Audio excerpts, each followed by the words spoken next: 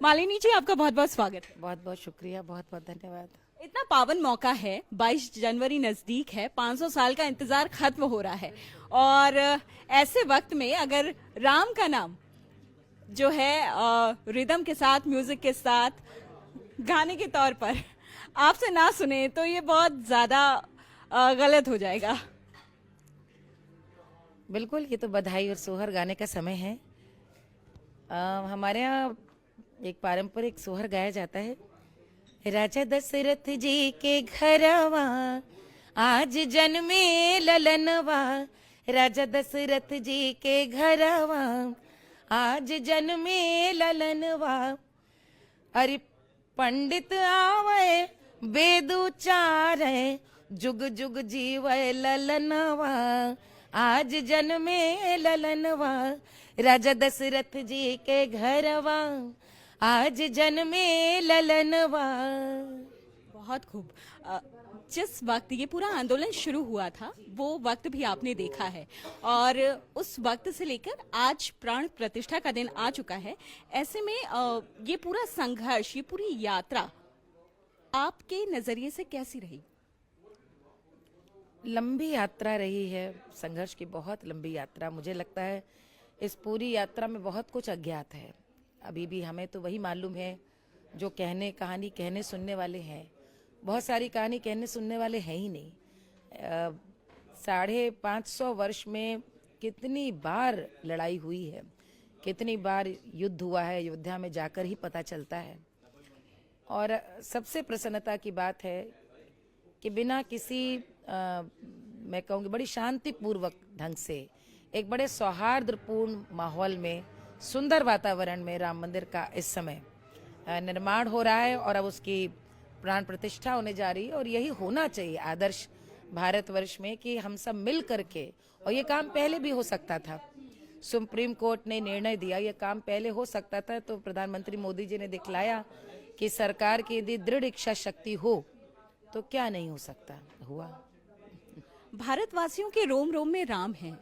चाहे कोई भी परिस्थिति हो जिंदगी की, हर वक्त राम जो है लोगों के हृदय में बसे हुए हैं। इसे अगर आप गीतों के जरिए कहना चाहें तो क्योंकि राम जो है लोगों की आस्था का विषय नहीं है, उनकी जीवन शैली बन चुके हैं, लोग करते रहे हैं।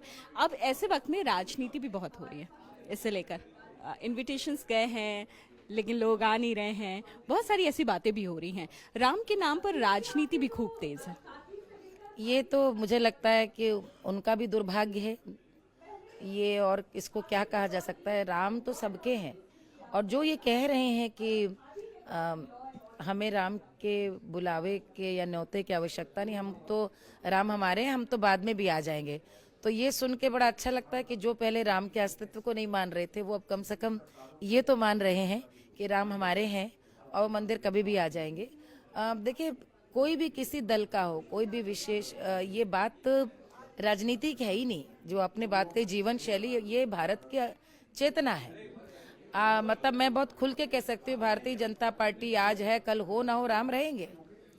तो ये तो जो भी इसको राजनीतिक नजरिए से देखता है, ये तो उसको बहुत छोटा नजरिया करके देखना हो गया। आज राम मंदिर बन रहा है, इसमें सारे दलों को सामने आकर के इसका जनता की भावना को समझना चाहिए कि जनता इस मामले में यदि राम के मंदिर के बनने से प्रसन्न है तो वो भारतीय जनता पार्टी का समर्थन नहीं कर रही, वो राम का समर्थन कर रही है।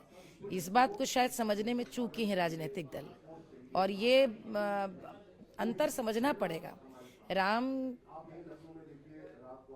मंदिर का टूटना, काशी मथुरा तीनों मंदिरों का एक साथ आज से 500 साल पहले तोड़ना, जिन्होंने भी तोड़ा उन्हें इस बात की समझ थी कि यही तीनों हृदय हैं भारतीय चेतना के। उन्होंने वहीं आघात किया, ऐसा आघात किया कि लंबे समय को हीन भावना से ग्रस्त रहे हम सब। हमें तो याद है, हम लोग जब पल बढ़ रहे थे, किशोर हो रहे थे, आसपास जीवन देख रहे थे, तो एक हीन भावना थी। इसी बात को लेकर हीन भावना थी कि राम मंदिर के बारे में चर्चा नहीं कर सकते।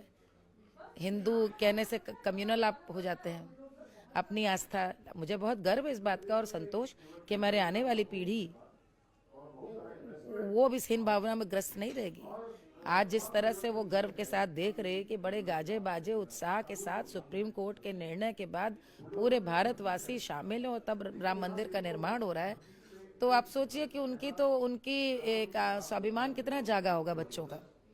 मैं तो अपने बच्चों से अपने को ही कंपेयर करती हूँ कि हम लोग जब स्कूलों में पढ़ते थे या कहीं, तो ये था कि कोई बुरा ना मान जाए, अप्रिय बात नहीं कहनी है। और तब सोशल मीडिया भी नहीं होता था, घरों में भी यही शिक्षा थी कि इन पर जहाँ पे झगड़ा हो सकता है तो उन चर्चा नहीं करनी है बातों को। सही गलत तो बाद में, बात ही नहीं करो, बात नहीं करो करते करते हमने शांति बनाए रखने के लिए, झगड़ा न हो उसको बनाए रखने के कारण बहुत अपमान पीते गए। आप समझ रहे मैं क्या कह रही हूँ? तो मुझे इस बात का बहुत संतोष है और मैं हृदय से सुप्रीम कोर्ट को आभार व्यक्त करती हूँ, प्रधानमंत्री मोदी जी को आभार व्यक्त करना चाहती हूँ, पूरे रामलला राम जन्मभूमि ट्रस्ट तीर्थ पूरे ट्रस्ट को बहुत साधुवाद और बधाई देना चाहती हूँ कि उन्होंने इतने मैं कहूँगी शांतिपूर्वक सुरुचिपूर्ण सबको साथ ले करके एक ऐसा एक आदर्श स्थापित किया है कि नई पीढ़ी बहुत प्रसन्न होगी देख करके। आज मुझे तो बहुत अच्छा लगा कि उन्होंने सबको बुलाया। कई लोगों ने बहुत ऐतराज किया, जिन्होंने गोली चलाई उन्हें क्यों बुलाया, जिन्होंने रथ रोका उन्हें क्यों बुलाया, इन्हें क्यों बुलाया, वो तो गाली देते थे उन्हें क्यों बुलाया। राम सबके हैं और राम तो सबसे पहले जब लौट कर आते हैं, आपको पता है वनवास से, तो सबसे पहले कैकेयी से मिलते हैं। क्या कौशल्या माँ से नहीं मिलते, जो सबसे ज्यादा पिता की मृत्यु हो गई दशरथ की, और जो उनके प्राण थे कौशल्या के राम।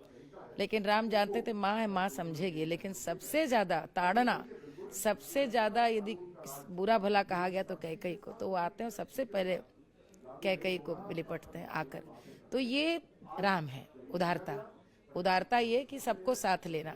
तो ये निमंत्रण सबको दिया है। मैं तो उस बात की बहुत प्रशंसा करूंगी ट्रस्ट की कि आपने अच्छा किया। जो मना कर रहे हैं वो उनकी ये सोच है, उनका भाग्य, और क्या बोलूं।